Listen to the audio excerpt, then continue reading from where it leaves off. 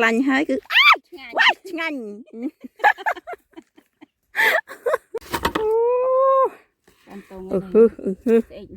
អូរវេករសាប់ណាបងប្អូននេះទាំងទូចទាំងធំនេះអានឹងគេហៅគ្រប់នេះខាងនងអង្គុយខ្លាចហើយកាន់កបិតទៀតខ្លាចខ្ញុំបញ្យូរយោបោះមកបោះទៅបងប្អូនអើយអានេះតកៅដួងនេះដួងតឡងណាបងប្អូនវានៅតាមគល់តឡងណាបងប្អូនចានេះតឡងមីចែហើយក្រណាមានរកបានមួយបានស្រួលទេនៅតាមគល់តឡងអាណាវាស៊ីគល់តឡងងាប់គល់តឡងខ្ទេចនេះអានេះសិតចង្រៃប៉ុន្តែបើចូលក្នុងផ្ទះខ្លាញ់ហើយគឺឆ្ងាញ់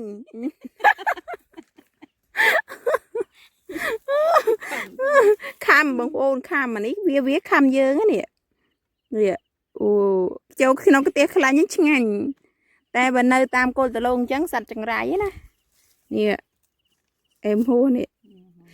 តែខ្ញុំអត់ដែលហូបទេនេះខាន់ខហូបយូរហើយអូយធំ